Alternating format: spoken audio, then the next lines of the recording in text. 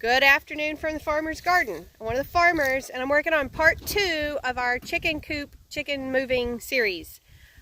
So I just finished up the frame and I finished up setting the nest box posts so that we can hang those because there's no walls in here that we can hang them from, so they have to be on posts. And now I'm going to start the wire. So we'll talk about wire and why I use which wire because that's important.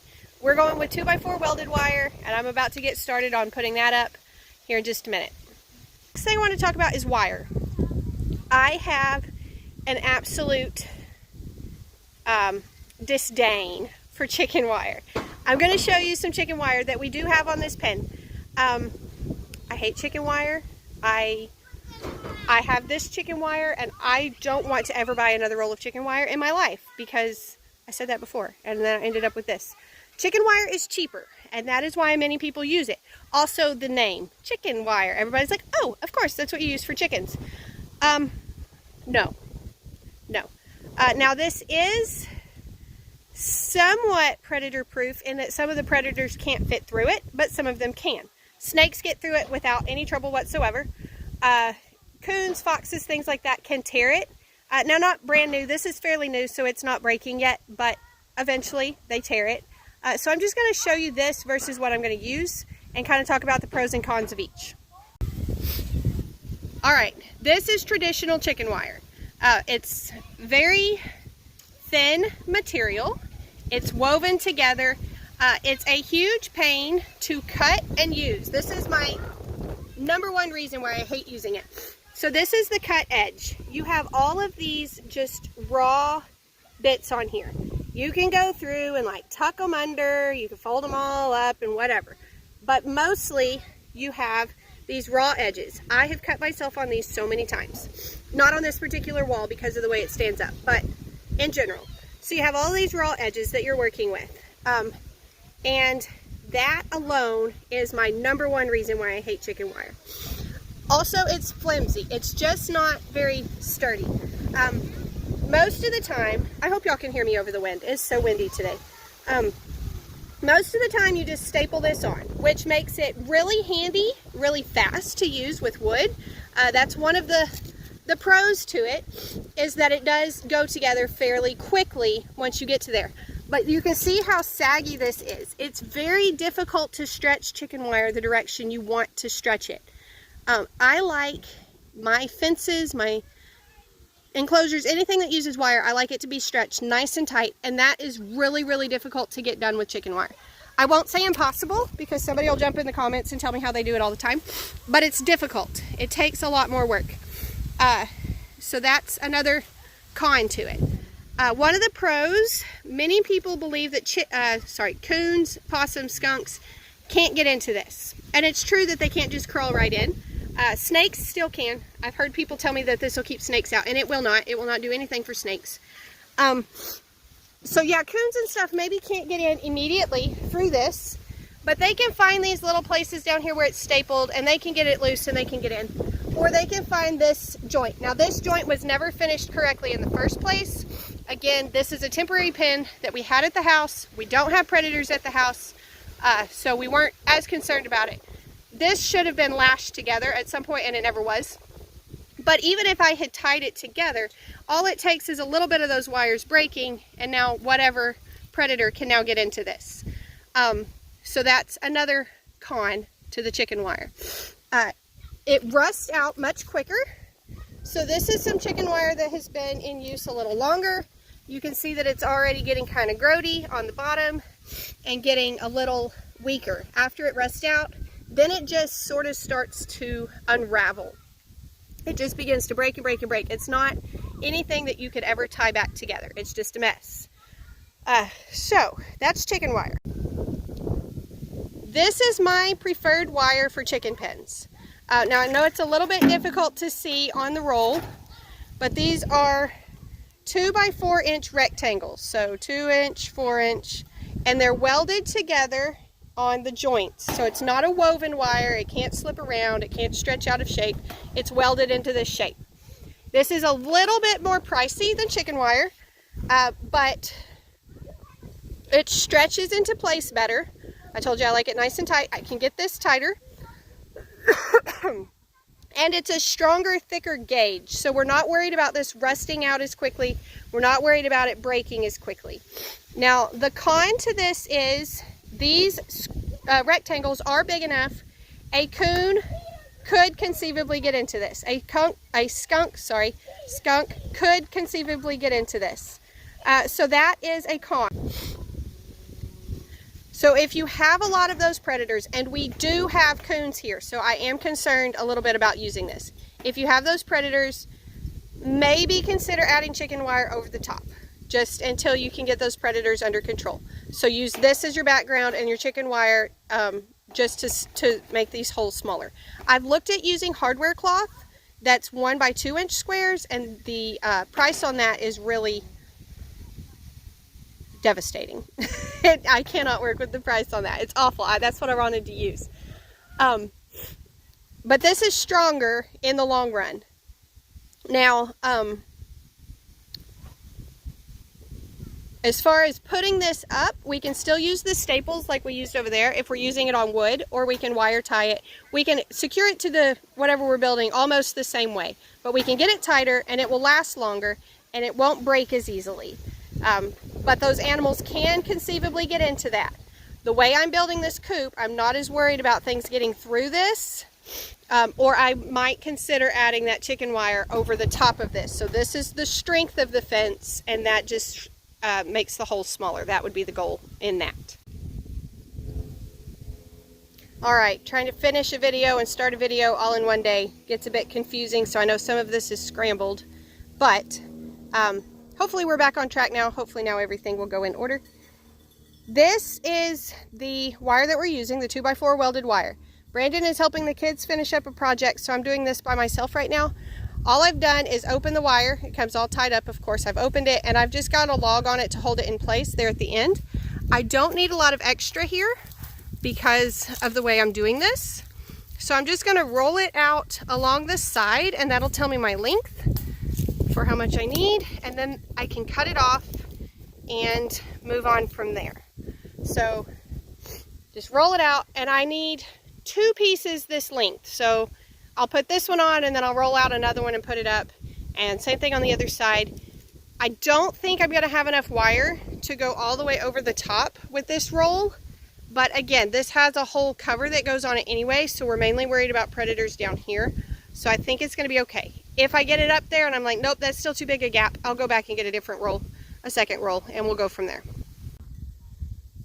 Alright, I showed you that I hate chicken wire because of the extra burrs on the end. This is the piece that I just cut off. If you'll lay your wire cutters right up against the cross piece here, you can cut these off pretty short and not have a whole lot of tags. Now, obviously that means I have tags on this end. I have these extra wires poking off.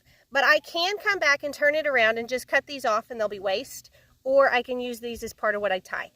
They're too short for tying for what I'm doing today, but a lot of times they do work to just kind of hook them back around and tie it into the next fence. They can be really handy for that. Today I will probably be coming back through with my wire cutters and just removing those and throwing them away so that I don't have those burrs. I'm going with hay string as my tool of choice to hold this on this time. Sometimes you work with what you've got. This is what I've got. So what I've done is I've taken a single strand and brought it all the way down, kind of woven it through. And so this end is secured, and now I can go up to the other end and work on pulling it tight.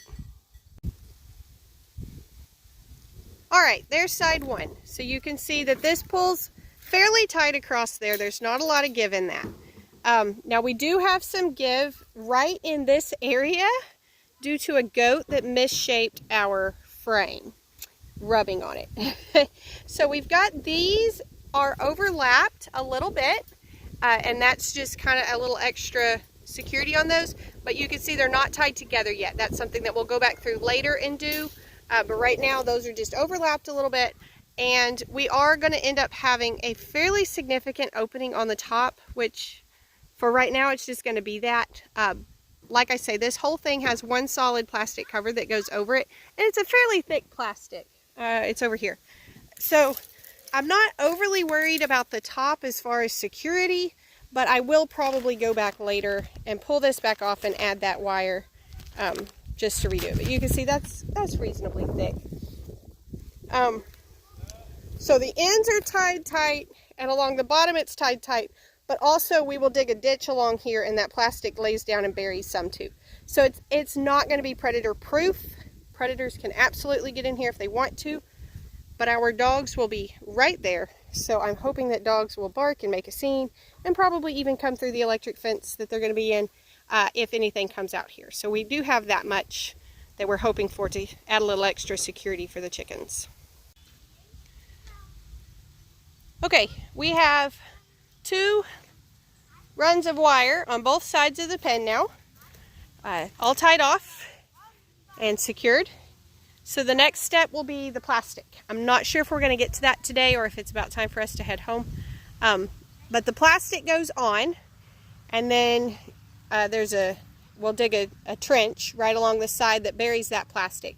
That actually has worked so well for keeping all of the water out of the coop. Even when it rains, at our house, where this one was sitting, it would flood really bad. Water would wash through. And with those pieces buried, it managed to channel the water around. It was really helpful. So the digging part will not be easy. I've scratched at it. I didn't really start, but I've scratched at it. And there's enough roots through here that it's going to be a pain. And we don't have to dig deep, but we'll bury that. And then, like I say, the top will be open for now, but maybe in a few months I'll come back and pull the plastic off and do the rest of the wire up there. All right, I'm back to the chicken pen today. Brandon has helped me. We've put the greenhouse plastic over it. I am not sponsored by this company at all, but I will try to remember to put a link to this greenhouse in the description, because this has just been such an easy way to keep the chickens. It's such a good way to, if you need a temporary house for them like we're doing, or if you're just not certain how much you're going to like chickens and you don't really want to go to a whole lot of expense and trouble while you sort of test the waters and see if it's something you want to do. But this is ready. Next thing I have to do is bury the plastic on the bottom, and then we'll start working on some end walls and that sort of thing next. All right, ends are buried. They're not buried well, and I'm out of breath. This was trees and greenbrier just like 4 weeks ago. So all of those roots are still in the ground. It's very, very difficult to dig right now because I'm not really trying to go deep. I'm just trying to kind of scratch the surface, and that's where most of these greenbrier roots are. So it's not super deep, but we have a whole bunch of bags of gravel that we bought for a different project that we haven't used yet. And I think I'm going to add some of those along the outside just for extra weight to kind of keep it buried a little better. I won't have to open them, so they'll still be fine for our next use, but they'll kind of help hold that down for right now. All right, I'm working on this end wall. We've already talked about the difference between the 2x4 welded wire and the chicken wire. We've already discussed how much I hate chicken wire, but since it was already on this wall, I decided not to take it off. I'm just going to go over it with the 2x4 welded wire. So this is what will happen with that. This adds the strength. It's stapled along the sides, so it'll add the strength. And then what we'll do is we'll go in and we'll tie this to it, and it'll just kind of basically shrink up those holes some. So it's going to take me 3 layers to get to the top of this, 3 passes. And then that gap in the middle there, I'll tie that closed with some hay string, and this will be our back end wall for that end. And then we have this piece over here that makes the front end. I will have to wait for Brandon probably to be able to put this into place, just because it's heavy and it's bulky. And I'll definitely need help with this one because that gate is, I'm pretty sure it came off of a tank or something. It's extremely heavy. It's well built, but it's very heavy. And then you can see this one, we've already sort of layered the chicken wire on here. And you can see, I mean, this was tight when I put it on, and it's already stretched back out, and it's awful and I hate it. But if I have enough of that, I'll put that over. If I don't have enough, then I may just use up, I have 2 scraps of wire 2 scraps of this left at home, and I may just use it up to kind of double it up and strengthen these pieces that are already getting weak. We'll see how that'll go. And then we have one corner to repair from moving it. But these are almost ready to go back up onto the chicken house. All right, we had some extra help to put up the end walls. So we're down to just some finishing touches before the chickens are ready to move in. So we call these our saloon walls because they look like, you know, in the movies where they have like the fake facade on the front of the buildings. That's what it looks like to me.